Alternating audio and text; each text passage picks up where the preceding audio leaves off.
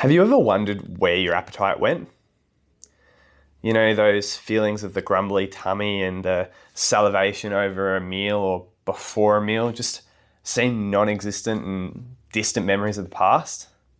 Hi, my name is Luke from Active Health Clinic, and welcome to my first video in my appetite series.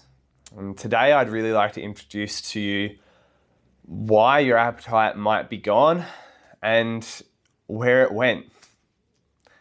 So there's many reasons why someone might not have the appetite they used to have, or why it might feel like their appetite is completely non-existent. And for most people who experience this, it's really debilitating.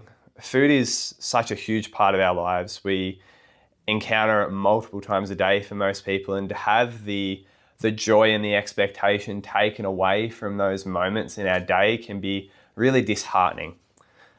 So today I'd like to introduce to you a few of the most common reasons why that appetite seems to just go away or not be as prominent as what it used to be.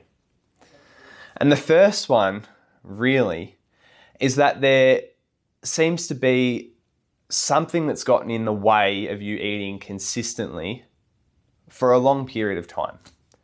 Whether you've decided to take on study as something that's really important to you and you've pushed through meal times instead of taking relevant breaks, or maybe it's work and you're really under the pump and you don't feel like you have time to stop and actually eat a proper meal, and eventually over months and years this becomes a habit.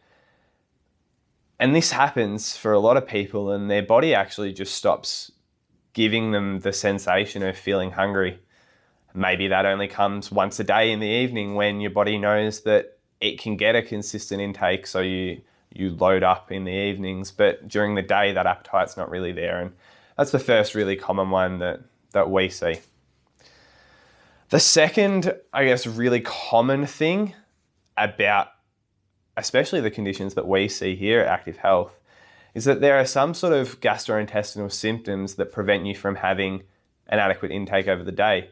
Maybe you have OI and there's a really incessant nausea that comes in the morning that doesn't sort of relieve itself until lunch. Or maybe you have IBS-like symptoms and you're worried about eating certain foods because they bring on constipation or diarrhea or pain or bloating. And these are all things that can affect our appetite over time because our intake becomes decreased and our anxiety goes up, which leads me to my third point of why an appetite might seem to disappear. And that's because many people who have either a diagnosed anxiety disorder or just a generalized feeling of anxiety over time find it very hard to consume meals regularly or large enough meals throughout the day.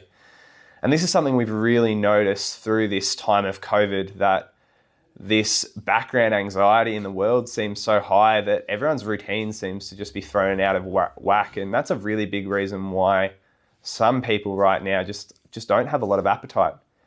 Of course, for some people, it's gone the complete opposite way and they're boredom eating, but that's a really separate issue that I might talk about in a separate video. That leads me to my next reason, which is hormonal changes. Although they're often notorious for bringing on an appetite and causing us to eat more than what we would like, there are certain life stages that we pass into and certain times in our lives where our appetite can be decreased because of our hormonal changes or hormonal stresses that are occurring in our bodies. And that's a very personal and individualized thing. And if you think that this might be what's happening with you, I'd really encourage you to seek professional advice for that. The next two are really quite linked, and that's whether there's actually a chronic organic, which means a naturally occurring condition that's been present in your life. Maybe something like a osteoporosis or a renal disease, or even cancer, which is known to really impact that intake, or a chronic non-organic condition that we actually know is a condition and not a disease, something like our CFS and our pain, which we see frequently in the clinic.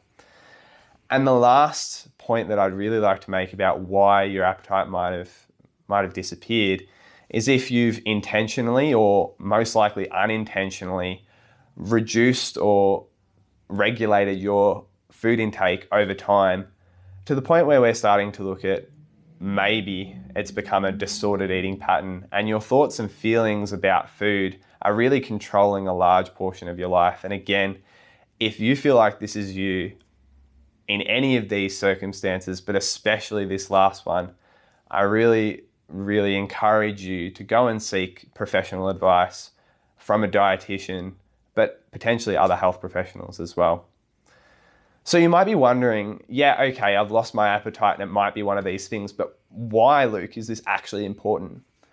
Well, as with anything really, the first step to getting your appetite back is understanding why it's been lost in the first place, and really making that an important thing for you and something that you can take within yourself and take to a professional to help them understand what they need to do to assist you on your journey to getting your appetite back.